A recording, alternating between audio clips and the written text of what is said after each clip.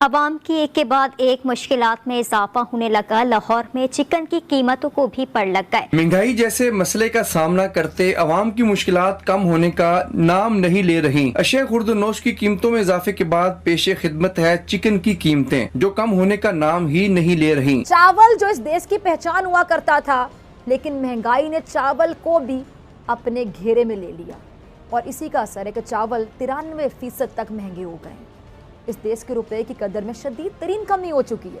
اس دیش کا ایک اور سر کا درد $7 ارب سے زائد کا قرض ہے۔ سندھ کی دھرتی میں ایک ماں نے ایک بچے کو، یہ دیکھیے اس کا چہرہ اگر قریب سے آپ دیکھ پائیں، اگر اتنی تاب آپ میں ہے، اس بچے نے کیا قصور کیا تھا بھائی؟ یہ صرف ووٹ ڈالنے کے قابل نہیں تھا، یہ اس کا جرم۔ حکومت کے خزانے میں جو ریزروز ہیں اس میں کچھ بھی کہتے ہیں اللہ کے نام پہ کوئی دے دے بھائی، چل یار گیس نہیں ہے تو کپڑے یوزڈ بھیج دو، کوئی لنڈے کے کپڑے بھیج دو۔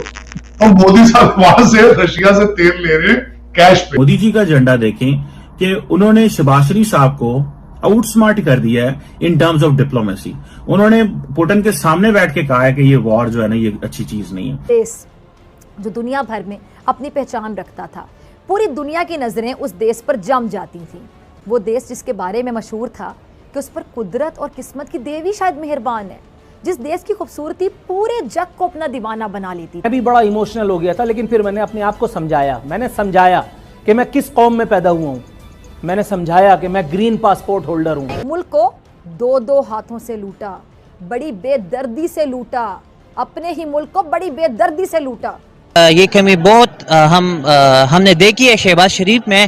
جب وہ گئے وہاں پہ تو ہی واز بیہیونگ لائک، اس کا جو ایٹیٹیوڈ تھا وہ ایک لیڈر کی طرح نہیں تھا، تو اس وجہ سے وہ جو کانفیڈنس تھی اس کی وہ بھی اس طرح نہیں تھی۔ اور اس کے علاوہ اگر ہم بات کریں کہ ریپریزنٹیشن کی، ہم ٹیررسٹ، یہ میں مانتا ہوں up to some limit we can say that yes, یہ بات صحیح ہے، لیکن اور اس بد انتظامی اور نااہلی کی وجہ بھی نیت کا فتور، بے ایمانی ہے۔ ہمارے ملک پر اس وقت ایسے حکمران مسلط ہیں جن پر اربوں روپے کی کرپشن کے الزام ہیں۔ یہ بھی سری لنکا کی طرح موروثی سیاست کا شکار رہا ہے۔ دیکھیں کہ اگر ہماری کوئی باہر کی ٹیم بھی آ رہی ہے تو ادھر بھی اس کے اوپر بھی نیچے کمنٹس میں یہ لکھا ہوا آ رہا ہے، ان کمنٹس کے بعد، ٹیررسٹ کے اٹیک کے بعد، کہ اللہ کریں یہ لوگ سلامت سے واپس آ جائیں۔ تو مطلب کہ انہوں نے اپنے پہلے خود بے عزتی کرتے ہیں اور دنیا سے کہتے ہیں کہ ہماری عزت کو۔ انڈیا جو ہے کسی کے زیر تسلط نہیں آتا، پاکستان کے اوپر کوئی نہ کوئی پابندی ہے۔ ملک میں عوام کو ریلیف ملے گا، مہنگائی، بے روزگاری کے اندھیروں کو ختم کر دیا جائے گا، لیکن بدنیت، بد فطرت، موروثی سیاست کے پجاری خاندان نے کرپشن کی وہ داستانیں رقم کی کہ اس دیش کو کھانے کے لالے پڑ گئے۔ حکومت کے خزانے میں جو ریزروز ہیں اس میں کچھ بھی باقی نہیں بچا۔ دیکھیں سب سے بہتر وزیر اعظم وہی ہے جو اپنے ملک کے مفاد میں جاتا ہے، اور انڈیا اس ٹائم بہت کلیورلی کھیل رہا ہے۔ سندھ میں لاڑکانہ کے لوگ، معصوم بچے کی ٹانگ ٹوٹی ہوئی ہے، اس کا باپ بین کر رہا ہے، اور یہ بھی اللہ کا شکر ہے ایک چانڈیو بھائی نے ٹویٹر پہ لگائی ہے۔ میں تو چلو سن آف دا سوائل نہیں ہوں، میں تو مٹروا ہوں، میں تو چلو پیدا گیر سمجھا جاتا ہوں، میں رسا گیر ہوں، میں باہر سے آیا تھا، مجھے پناہ دی تھی آپ لوگوں نے، یہ آپ کے والے ہیں۔ یہ اس بچے نے کیا کیا تھا؟ یہ ڈاکٹر کو چیخ کے اس کے بچے کی ٹانگ ٹوٹی ہوئی ہے، کوئی ڈاکٹر نہیں آ رہا۔ کیوں؟ اس لیے کہ اس بچے کا نام بھٹو نہیں ہے، یہ زرداری خاندان کا نہیں ہے۔ مرتضیٰ آپ دن رات جھوٹ بولتے رہے۔ اب آپ دیکھیے ایک اور وہ خبر چلاؤ یار، جیکب آباد کے ریلیف کیمپ میں جڑواں بچے انتقال کر گئے۔ کراچی میں جرائم کی صورتحال تشویشناک کب ہوگی مرتضیٰ آپ؟ جب تمہیں تمہاری گاڑی سے روک کر کے، اتار کر کے، تمہیں ہر چیز سے محروم کر دیا جائے گا، اس غرور سے بھی جو تمہارے سر میں سمایا ہوا ہے۔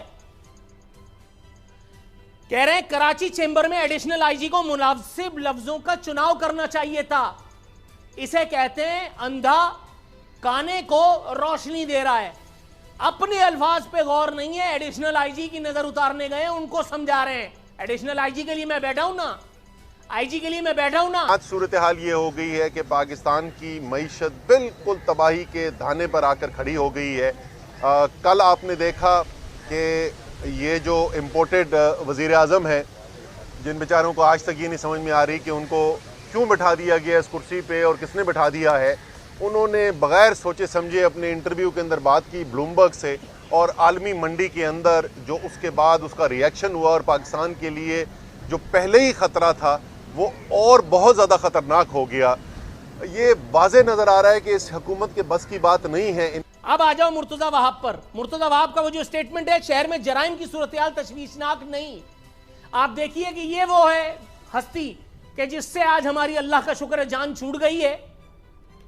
یہ اتنی نابغہ روزگار شخصیت تھی, یہ ایسا آدمی تھا, اللہ تعالیٰ اس کا اقبال اب بلند نہ کرے کیونکہ یہ استعفیٰ دے گیا.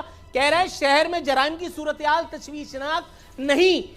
اسامہ صاحب کوئی محفوظ نہیں ہے, کوئی. وہ سی سی ٹی وی فوٹیج لگاؤ, مجھے ایک بندی کو دوڑا کر کے اور اس کا وہ پرس چھینا ہے, وہ جو ویڈیو ہے وہ سی سی ٹی وی لگاؤ. والے متعدی امراض سے جاں بحق ہونے والے ایک بچے کی کتھا. لوپ 2 چلاؤ بھائی. یہ سندھ کی دھرتی میں ایک ماں نے ایک بچے کو, یہ دیکھیے اس کا چہرہ اگر قریب سے آپ دیکھ پائیں, اگر اتنی تاب آپ میں ہے, اس بچے نے کیا قصور کیا تھا بھائی؟ یہ صرف ووٹ ڈالنے کے قابل نہیں تھا, یہ اس کا جرم تھا. یہ بیچارہ بھٹو والوں کی دھرتی پہ پیدا ہو گیا تھا جہاں بے نظیر بھٹو کی شہادت جو ہے وہ جمہوریت کے لیے ہوئی تھی. سمجھ بھی رہے ہیں. اگلے کسی پروگرام میں بتاؤں گا مجھے کیسے سمجھانے کی کوشش ہو رہی ہے. مرتضی وہاب کی خدمت میں پیش خدمت ہے یہ خبریں جرائم کی.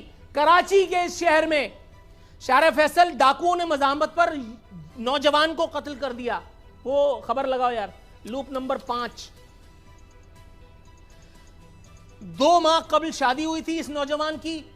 چھینا جھپٹی پر اس بندے کو اس کی جان سرے راہ لے لی گئی. لیکن مرتضی وہاب کے نزدیک شہر میں جرائم کی صورتحال تشویشناک نہیں ہے. آگے بڑھ جاؤ. لوپ نمبر 6 ڈکیتی مزاحمت پر ایک اور